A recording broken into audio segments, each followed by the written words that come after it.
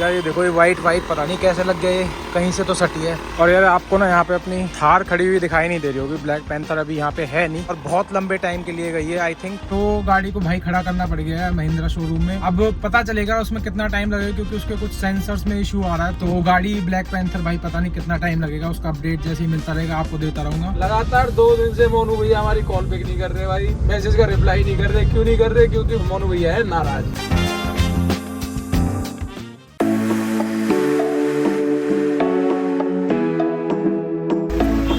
सिर्फ 11.5 है भाई हवा इसमें।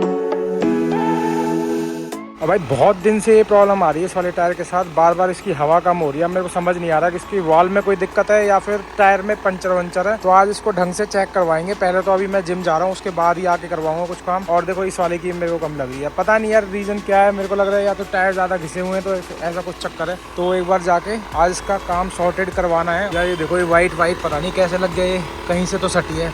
इसको भी रबिंग करवाएंगे वॉश करवा के। और यार आपको ना यहाँ पे अपनी थार खड़ी हुई दिखाई नहीं दे रही होगी। ब्लैक पैंथर अभी यहाँ पे है नहीं, और क्यों नहीं है, क्या प्रॉब्लम आई है, वो आपको अभी थोड़ी देर में बताता हूँ। मैं पहले एक बार इसकी हवा भर लेते हैं, क्योंकि यार ऑलरेडी मैं बहुत ज़्यादा लेट हो रहा हूँ। टाइम 8 बज चुके हैं, 8:30 बजे तक जिम पहुँचना है अपने को, और जल्दी कंप्लीट करके वापस भी आना है। तो वो अभी आपको बताते हैं कि अपनी ब्लैक पैंथर कहाँ गई हुई है, और बहुत लंबे टाइम के लिए गई है आई थिंक। तो भाई अभी जा रहा हूँ मैं जिम, और आज मारेंगे चेस्ट की एक्सरसाइज। बहुत दिन हो गए मारे हुए, करीबन 3 से 4 दिन हो गए जिम ना गए हुए। एक तो दिक्कत क्या आ गई ना, जो अपनी ब्लैक पैंथर है ना भाई, उसमें आ गई इंजन लाइट। और इंजन लाइट आने के बाद ना 2-3 इश्यूज हो जाते हैं भाई। अगर आप गाड़ी को चेक नहीं करवाते हो ना, तो इंजन सीज भी हो सकता है। मतलब एक सिग्नल होता है, रेड सिग्नल, कि आपको गाड़ी दे रही है कि भाई इसको चेक करवाओ।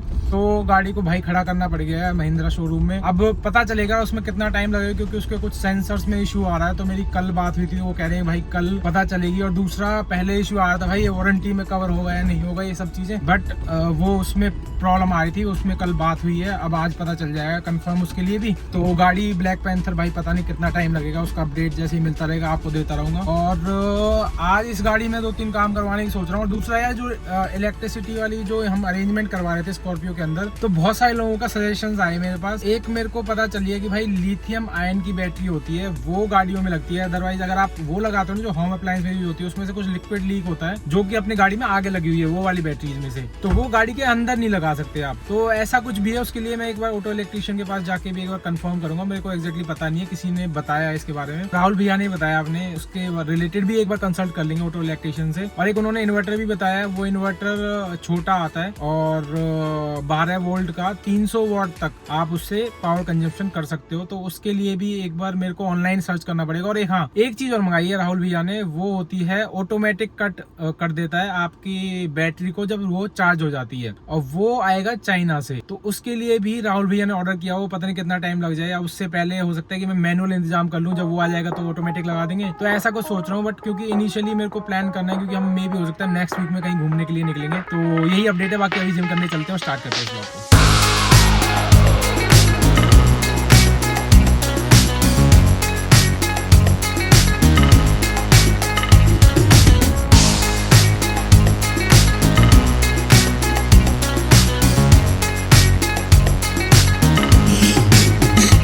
चलो जी भाई, जिम होगी अपनी कंप्लीट। अब चलते हैं घर, और घर जाके लेते हैं भाई डाइट सबसे पहले, और फिर उसके बाद करवाने चलेंगे गाड़ी में काम।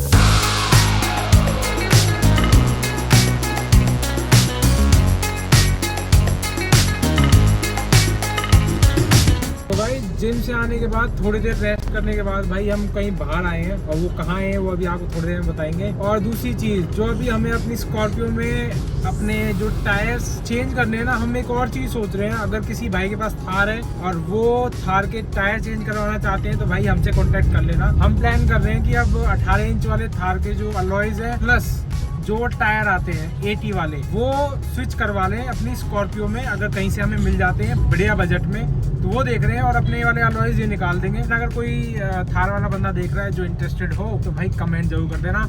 और अभी हम कहीं बाहर आए हैं, वो कहाँ है अभी दीपक बताया। दीपक कहाँ है हम? भाई हम आए हैं मोनू भैया के पास, नोएडा। मोनू भैया घर में प्रोग्राम। तो भाई मैं स्टोरी इतनी लंबी है ना, बताऊंगा भाई साहब। जो मोनू भैया है ना, जिस तरीके से नाराज होते हैं ना भाई, मैं बता रहा हूँ आप लोगों की, जिसकी कोई गर्लफ्रेंड हो, किसी कोई घरवाली हो, वो भी ऐसे नाराज नहीं होगी जैसे मोनू भैया नाराज हो जाते हैं। लगातार 2 दिन से मोनू भैया हमारी कॉल पिक नहीं कर रहे भाई, मैसेज का रिप्लाई नहीं कर रहे। क्यों नहीं कर रहे? क्योंकि मोनू भैया के कजन की शादी थी। हम किसी पर्सनल रीजन की वजह से वो सारी चीजें एक्सप्लेन नहीं करती मोनू भैया को, हम वो शादी में जा नहीं पाए, तो मोनू भैया है नाराज। तो आज हम आए हैं मोनू भैया के घर, एक फंक्शन था आज, तो प्रोग्राम में उसमें आए हुए, अभी आगे चल के आपको मिलवाते हैं उनसे। ठीक है जी। सो गाइज हम नोएडा पहुंच चुके हैं, यूपी 16, और हमें जाना है सेक्टर 52। मोनू भैया से मिलवाते हैं डायरेक्ट यार, वो नाराज चल रहे हैं हमसे, थोड़ा सा उनको मनाते भी हैं और उनसे मिलवाते भी हैं, कृपा ही देखी जाएगी। उसके बाद लो भाई गाड़ी हमने कर दी है पार्क, और ये सामने दिख रहा है ना आपको श्री श्याम सेवक परिवार, तो इसी में जाना है, हमें मोनू भैया से मिलना है सीधा। सो गाइज हम मोनू भैया के फंक्शन में पहुंच चुके हैं, और देखो मोनू भैया ने पिंक कलर की शेरवानी पहन रखी है, कहीं दिखा देता हूँ आपको, इसी टीम में है मोनू भैया, इसी वाली में, देखो इस वाली में। थोड़ी देर मिलवाते हैं आपसे, वो पगड़ी वगड़ी बनवा रहे हैं, और हमारी पगड़ी बनवाएंगे, कह रहे हैं कि तुम्हारी भी पगड़ी बनेगी, ग्रीन कलर की पगड़ी हम बांधेंगे। और भाई यहाँ पे खाटू श्याम जी का कीर्तन होना है, देखो ये आपको पूरी स्टेज तैयार हो रही है, अकेले भाई पगड़ी बांध के बैठे हैं मोनू भैया, सबका स्वागत है। एक बार फिर से देख लो आप, ये क्या क्यूट इंसान लग रहे हैं, बिल्कुल पिंक कलर की ड्रेस में, और पगड़ी पहन ली सबसे पहले। कोई नहीं है पगड़ी वाला, देख लो दूर दूर तक कोई नहीं है, सब पहनेंगे अभी, सबसे पहले पहनेंगे। मोनू भैया इसके वो है ना मेन ऑर्गेनाइजर। हमारी कहाँ है पगड़ी? चला दी, चला पगड़ी बनवाएंगे यार, बाद की बात है, बाकी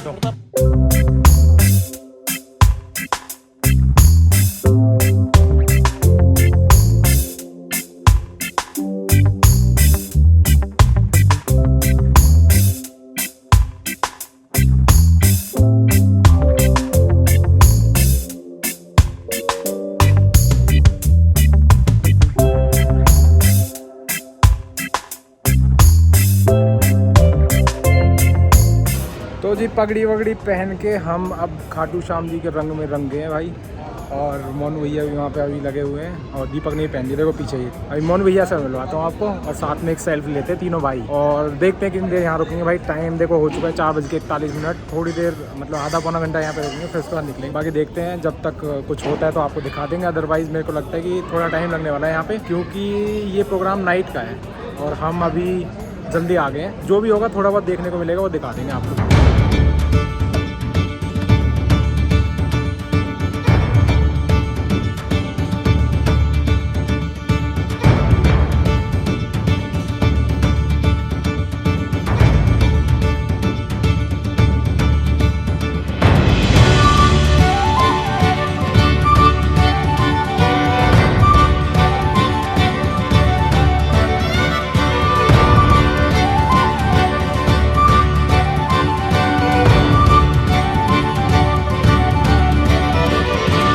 तो जी मोनू भैया गए हैं अभी कलश यात्रा में आगे, हम बहुत ज़्यादा शाने निकले, हम वहाँ से आगे, क्योंकि भाई बारिश स्टार्ट हो गई है। अब यहाँ थोड़ी देर और रुकेंगे, फिर उसके बाद निकलेंगे। कितनी देर रुकेगा? चलेंगे बस थोड़ी बहुत देर, क्योंकि भाई मौसम बिगड़ गया है, बारिश वारिश आने शुरू होगी, तो जैसे ही मोनू भैया आएंगे उनसे मिल के और फिर निकल लेंगे। चलो जी भाई, मौसम हो चुका है चेंज, बारिश हो चुकी है, और पता नहीं कितनी देर होगी। और देखो प्रसाद लेके खाटू श्याम जी का, हम निकल रहे हैं भाई घर वापस। पूरी रात चलेगा भाई कीर्तन तो। हाँ, लेट्स गो बॉयज।